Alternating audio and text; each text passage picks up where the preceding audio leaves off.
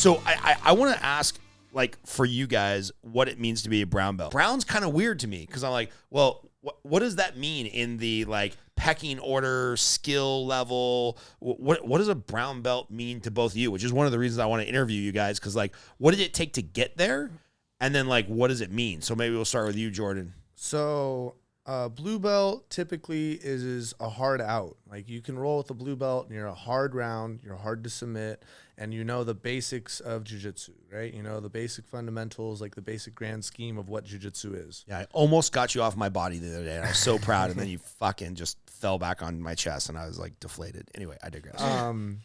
Purple belt, you should be able to lay traps and be able to fuck the majority of people up, right? Especially. So when you like, say lay traps, like anticipate what the guy's going to do before he does it, or trick him into a move. Exactly what you just said. Anticipate what he's going to do before he does it, and you're there. You're already to the finish before he puts him. He's going into your trap, essentially. You're open up, you're placing a bunch of traps everywhere, and you're making guys run into your traps, and you're using the rules of jiu-jitsu to your advantage to start doing all sorts of wizardry and sorts of cool submissions and all sorts of cool things like that. Like you're starting to paint your own picture is really what it is at purple belt. So at blue belt, you're just learning how to paint, right? You're learning, because martial arts is an art, right? Yeah. As a white belt, you don't know how to paint any pictures, right? As a blue belt, you learn how, like, the paint by techniques, number.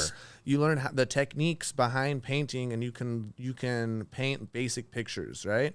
And now at purple belt, you're going to start painting in-depth pictures and start connecting the dots and start developing your own pathways and start being able to trick people into traps and stuff like that. That's what a good purple belt, that's what a purple belt should be. And now, but you are not able to necessarily convey what you are doing to everybody else, right? You're in the developmental stage of your martial arts career where you are trying to figure out what picture you're going to paint, how you're going to paint it, and what it looks like, and you're going to start painting it, right? And then as a brown belt, you can teach other people how to paint, right? You've learned how to paint. You're a painter now. You've painted some cool masterpieces. You've done some really cool shit. Now you can teach other people how to paint, right? And then black belt is really subjective, really. Black belt, as they always say, like everything's kind of all politics, right? Everything's kind of just everything, no matter what it is in life. It's kind of just like depending on where you're at in life, depending on what's going on with you and your instructor, depending on what you've done with your accolades, depending on a lot of different things. But a lot of the time, your black belt depends on one thing. It's when your instructor decides to give you the black belt. Right. And for every instructor, kind of, especially being in the game this long, I've seen a bunch of different reasons for people getting their black belt. I've seen this guy recently, I'm not going to say his name, and I even believe that he deserves his black belt, kind of, a little bit. But this guy's been training for like 15 years, right?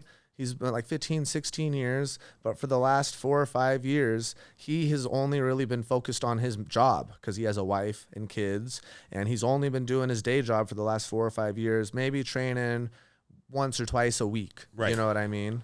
And just to keep his skills relevant. Keep his skills, you know, just training when he can, when he has the time for it. But his majority of his obligations and his responsibility are to his family and to his job. Right. He's not doing jiu-jitsu like that anymore, but he never stopped doing jiu-jitsu. He never stopped, you know? And so recently this guy just got his black belt, and I went up to him and I was like, yo, dude, like, you still train?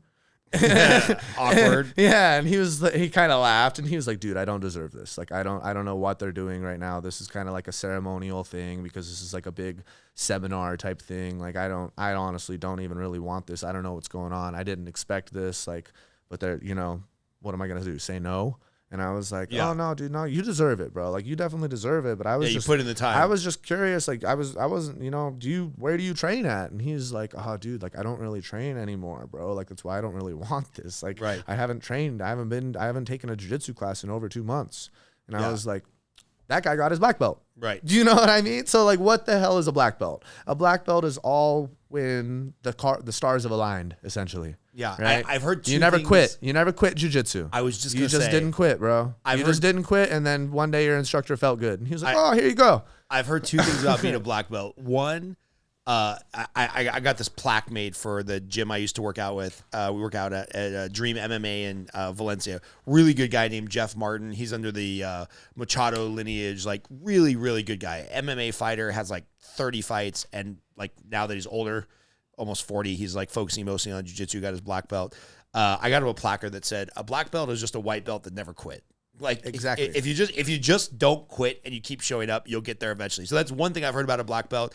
And then I've also heard there's some schools where it's like, hey man, if you don't have the ability to articulate, or you don't have the depth of knowledge to teach other people how to at least get to a blue or purple belt, you'll never be a black belt. Because like you have to have like such a conceptual knowledge that you can pass that knowledge on to the next generation. Because you can be the baddest ass brown belt in the history of the world, but maybe, I don't know if this is true or not, but maybe the idea of the black belt is not only that you're like a great student, but now you can become the teacher, right? Like you move from being Luke Skywalker to Obi-Wan Kenobi. That's in theory how it's supposed to be, but there's also people that just like, if you're only pure focus is world domination, right?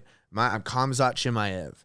I kill everybody. That's you. That's what consumes you. That's all that floods your mind. That guy doesn't want to teach anyone. You think you give a fuck about showing your knowledge? You don't care. You're not trying. It's not your path, bro. Yeah.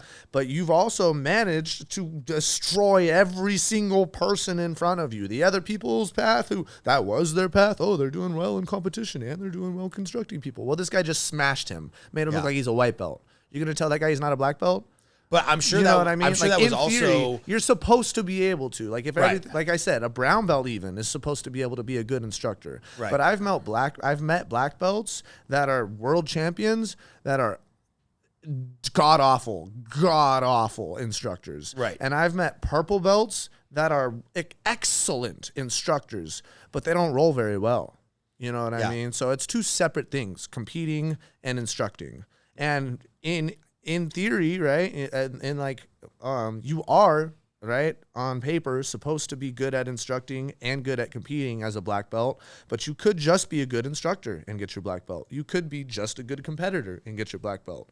You could not be a good instructor and not a good competitor and still get your black belt as long as you trained 15 years and developed a good relationship with the coach.